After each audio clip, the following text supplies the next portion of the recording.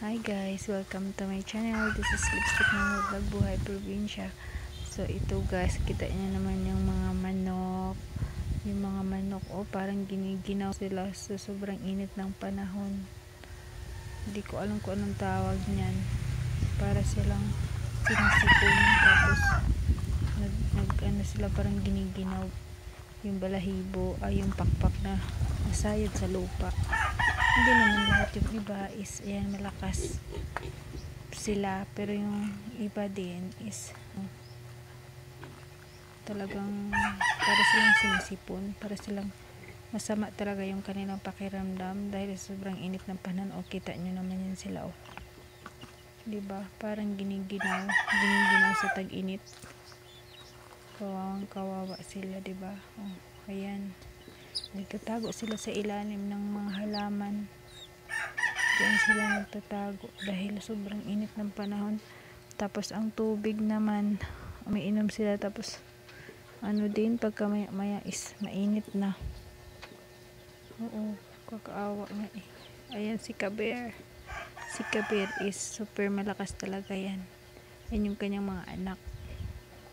Tapos ayan, yung iba, yung talaga yung mga bagong pisa na na sisiw. Talagang nakakaawa sila. Yan, diba? Hindi ko alam anong tawag niyan, para sa sinisipon. Yun yung kambal. Tapos hanapin natin yung iba. Samahan nyo ako maglakad-lakad dito sa likod. Yan yung ating likod. Yung iba kasi is naglalakwatsa sila dahil naghahanap sila ng makakain. Dahil tapos sila ng breakfast. Alam ba naman yung manok, iba panay ang kakatuka ang tawag. So itong parang mga buhok niyog na to ay nangamatay na. Sobrang init kasi. Ayan. Tapos ang mga panggatong dahil ilang talagang matuyo kung hilaw ito, dahil sobrang init talaga, grabe as in. So titingnan natin na dito sa sa harap, parang yung iba is naglakwat siya na sila, naghanap na sila ng makakain. Ayun, wala na dito banda. So grabe talagang init ng panahon ngayon guys.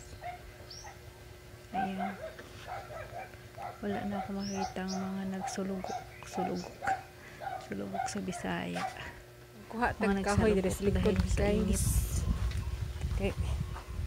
Wala tay kuan sugnod. Ay.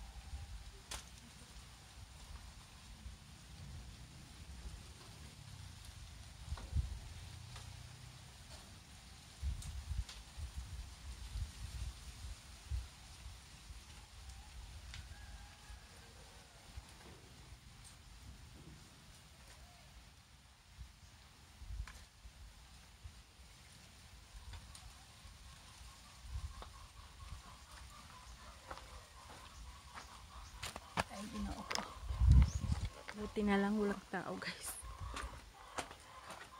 Nalalaglag yung shirt ko. Naputol yung garter. Mahulog na naman. Wala na. Mahulog na talaga. Mahulog na talaga, guys. Oh Lord. Mahulog na. Jesus. Ay. Ako. Talaga lang.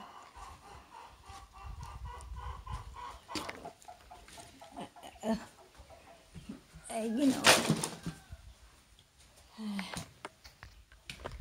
Pasensya na. Ganun talaga ang buhay. Ito sa shirt na iwan. Puti na naman ng tao. So, salamat ulit sa panonood. Bye-bye everyone. God bless.